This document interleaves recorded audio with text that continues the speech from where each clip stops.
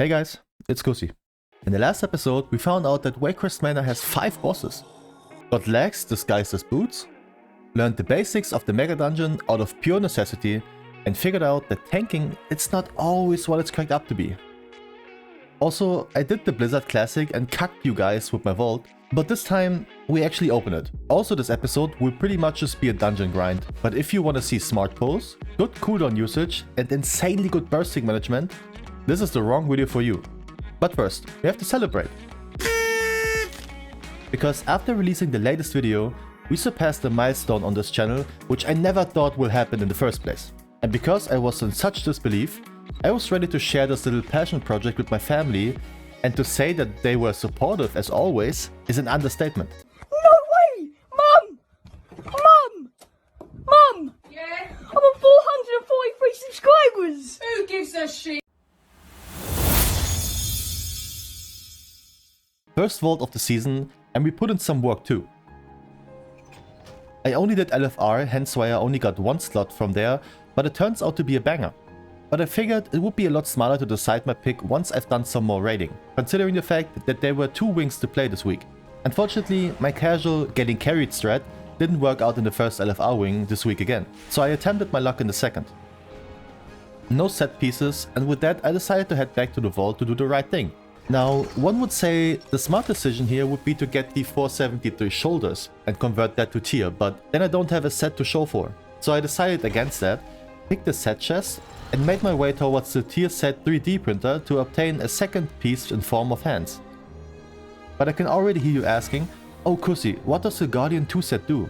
And I'm glad you asked.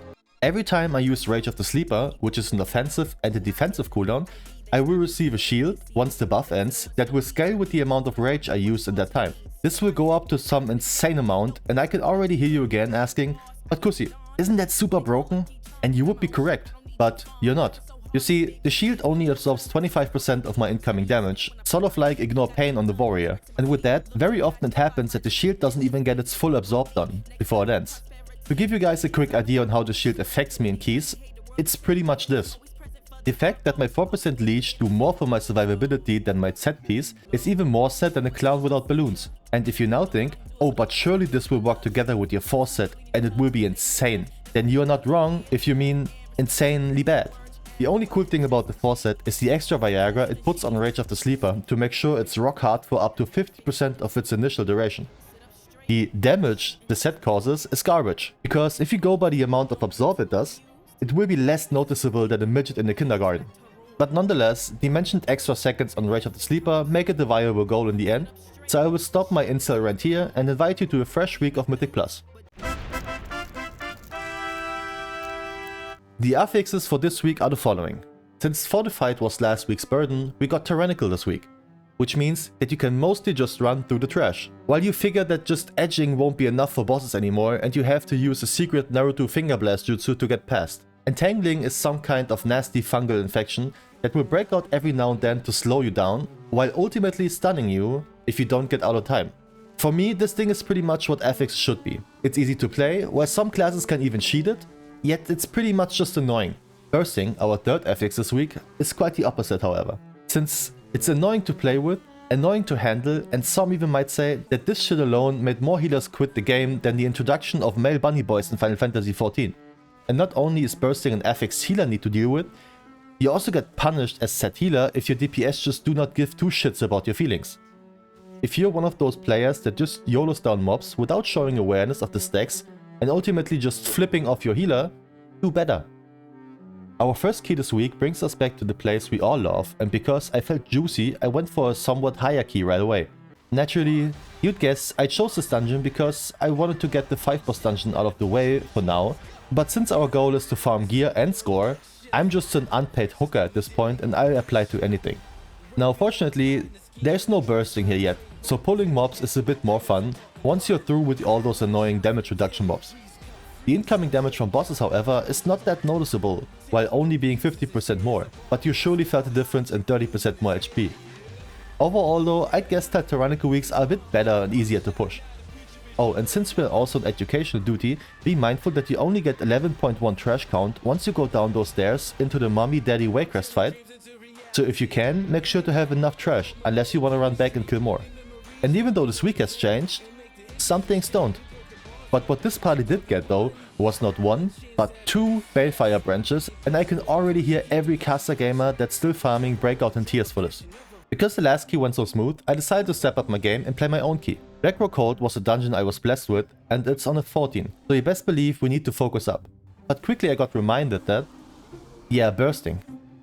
Now bursting is something we need to talk about, because it's an affix that required the entire party to play. As tank, if you don't want it to go out of control, you can choose not to pull so much, yet some of us, myself included, expects a certain level of awareness of my DPS to watch the stack amount.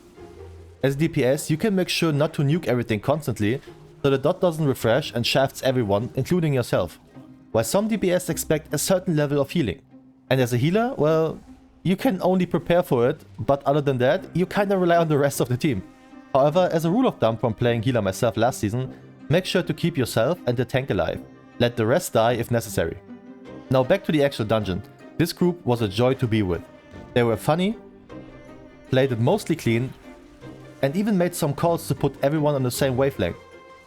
Really helpful and enjoyable overall. Now, like Minopala is saying, and like I mentioned last episode, make sure to grab a defensive cooldown for the final boss, when he sends out the very first Shadow Ball volley. You might think it doesn't hurt, but I'm not sure who used something here, but what I did notice is that the Paladin used Aura Mastery, which is a 20% damage reduction for the entire party. And even with that, he got hit pretty hard. Disregarding, because we had one death too many, we couldn't 3-chest it, but it was more than enough for us, and we even got legs, for real this time. But the same we had already, but 3 item level higher. Cool, I guess? But because I really appreciated this group, I said goodbye like a proper adult and continued to grind. Everbloom was next on the list, while I have not forgotten my shameful attempts last week, so I had my butt cheeks clenched from the very beginning. Now, turns out this dungeon is actually a handful, mainly for the reason that those little asswipe pedals trigger bursting too, thus making it rough for the healer on almost every pull. Up to the second boss, every one of those little deaths was triggered by bursting, and you can tell by us being still pretty good on time. Yet again, another little lesson someone told me. Apparently, Telu is the main target to focus down, completely disregarding the annoying things Dudu does, whatever he charges, because you can play it proper. You only need to assign someone to kick the healing cast of Gola and you're set. Now, whenever the bulky bastard charges a tank, he will create puddles below every other party member, which means every melee should make sure to take a few steps back from Telu, so they don't cover the entire boss with it. Didn't always work out, and I think I got doggied a few times by the bulky one when I turned my back on him, but no one important died, so we could finish it regardless. Still only one-chesting this one at the end, with an increase of 65 to our name and an overall amount of 1304 score. Oh, and also, this would be a good moment to mention that I did obtain the first crafted item this week, and I decided to go for a ring. And because this lovely ring crafter presented me with the OG Taylor Swift Purity ring on rank 5 to top it off, I couldn't stop bopping in my chair. Oh my god, I love it! I fucking love it!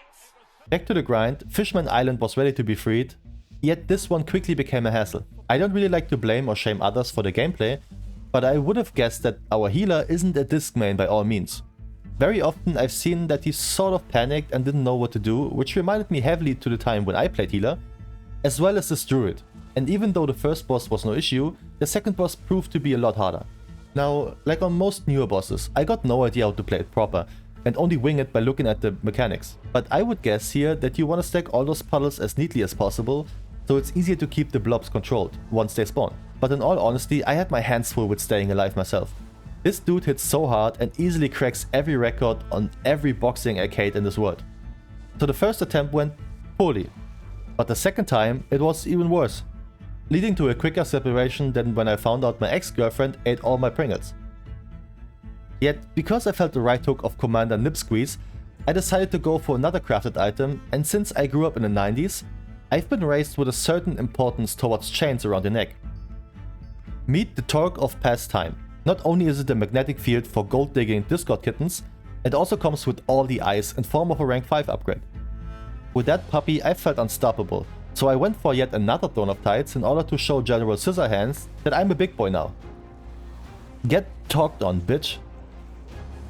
Now, besides the occasional instant chain lightning before I even used the global, this group played it really well, so we timed it with an easy +2 to bump up our score to 1368 in the process.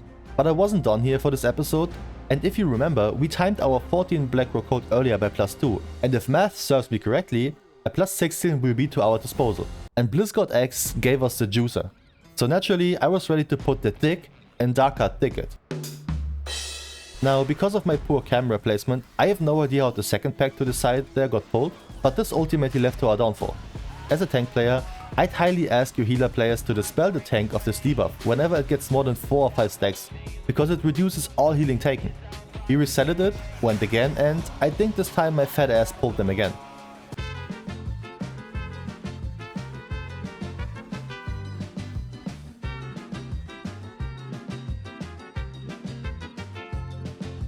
Fortunately, my group didn't disband right here and we continued our way, because after this horrible start, only bosses seemed to be making trouble. Even with the constant 100k DPS on single target, this boss took over 2 minutes. But the test of my own cooldown usage came with Donald Stump over here. This dude hurts like hell. The stomp hurts, the breath hurts, and the grip ticks so hard you always have to send a cooldown for this. Yet out of a pure spark of my genius mind, I clipped the healer with a breath, leading to both of us dying alongside the boss. Luck was on my side here for sure. I asked to cloak the final mobs because we are overcapping on percentage already, but that also didn't work out because we were so insanely out of sync. On Savius, I quickly figured that having a full melee gang isn't too fun here when it comes to growing paranoia placement. I'm pretty sure back in Legion you could just all stank on the tank, while a target with the mentioned paranoia goes to the other side of the boss at max melee range and it would work out. Not sure if this is still the case. Anyways, 70 deaths later, we timed this puppy at the end, leaving me with an additional 122 score and some hands that I can't use due to tier set. Unlucky. With a rating of 1490, we got a big step closer towards Keystone Master, which will reward us with a heroic tier piece, so that's a goal for next week for sure. And by stepping up our gear with the new crafted items, we increased our overall item level to 453. But that's it for this episode. Though I made it a joke earlier in this video, I still really appreciate you guys hanging out with me and showing me some love. If you're still here, tell me your favorite dungeon for the season so far. I'm curious on how our opinion and taste differs in that regards.